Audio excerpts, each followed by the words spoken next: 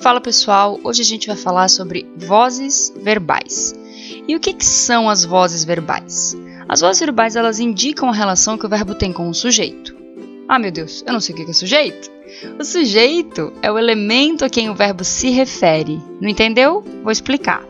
Veja o exemplo. A professora explicou o conteúdo. Quem é o sujeito? A professora. Como é que eu faço para identificar o sujeito? Eu preciso pegar o verbo e perguntar para ele: quem fez isso? Qual vai ser a resposta? A professora. A professora explicou o conteúdo e, portanto, é o nosso sujeito. O outro exemplo. Os alunos entenderam o conteúdo. Para eu encontrar o sujeito, eu pergunto mais uma vez para o verbo: quem entendeu o conteúdo? E a resposta vai ser os alunos, portanto, o sujeito da nossa frase. Agora que você já entendeu o que é sujeito, a gente precisa voltar a entender o que são as vozes verbais.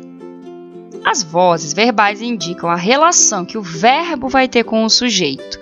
Nós temos 3 tipos de vozes verbais: a voz ativa, a voz passiva e a voz reflexiva. Porém, a voz passiva se subdivide em voz passiva analítica e sintética.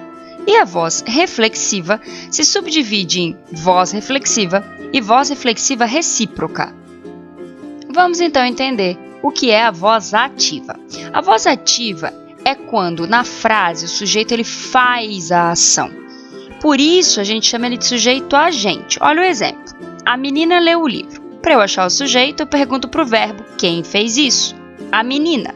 E de fato observa, a menina está agindo, ela está fazendo, ela está lendo o livro. Por isso eu chamo de sujeito agente e, portanto, meu verbo está na voz ativa. E a voz passiva? Na voz passiva, o sujeito ele não está agindo, ele sofre uma ação, ele não faz a ação, ele recebe essa ação. Por isso ele é chamado de sujeito paciente. Olha só. O livro foi lido pela menina. Quem é o sujeito? Quem foi lido pela menina? O livro. O livro não está fazendo nada.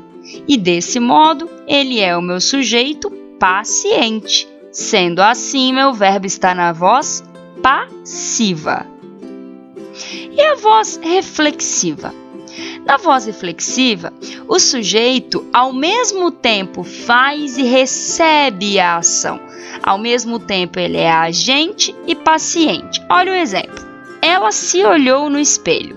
Quem é o sujeito? Quem se olhou no espelho? Ela. E ela está fazendo a ação e recebendo essa ação. Portanto, o verbo está na voz reflexiva. Ou seja, a ação se reflete para ele mesmo. E como a ação consegue se refletir para o próprio sujeito? Através dessa palavrinha se, que vai receber o nome de pronome reflexivo. E a voz reflexiva recíproca? Ela, como toda voz reflexiva, é aquela em que o sujeito faz e recebe a ação ao mesmo tempo, mas ao ser recíproca, esse sujeito está no plural, ou ele vai dar a ideia de plural. Olha o exemplo. Eles se falaram ao telefone. Quem se falou ao telefone? Eles. Portanto, eles é o sujeito da minha frase. Os dois estão fazendo e recebendo a ação ao mesmo tempo, um com o outro. Por isso, meu verbo está na voz reflexiva recíproca. E, mais uma vez, precisa da palavrinha se, que é o pronome reflexivo, para que a voz reflexiva recíproca possa acontecer.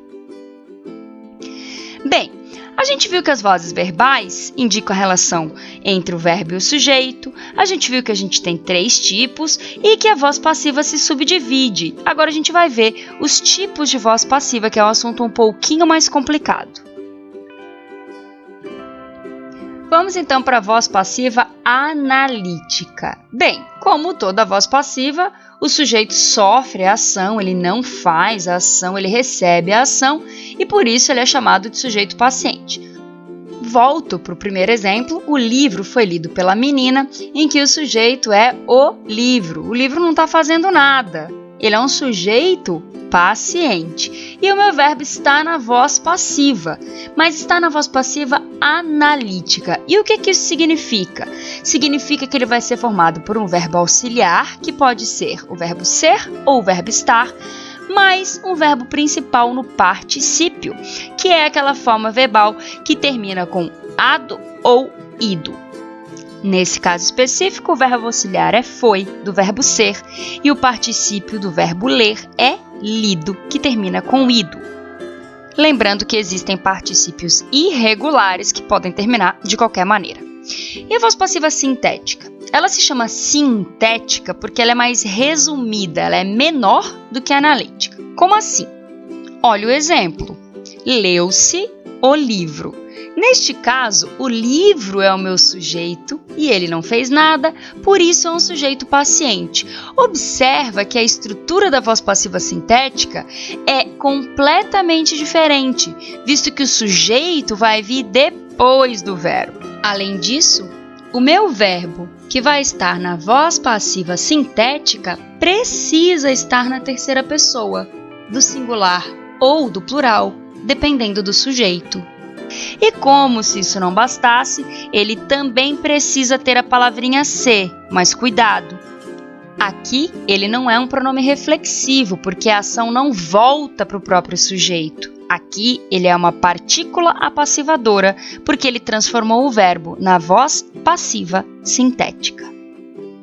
É isso, pessoal. Espero que vocês tenham entendido o assunto, que é um pouquinho complicado, e até breve!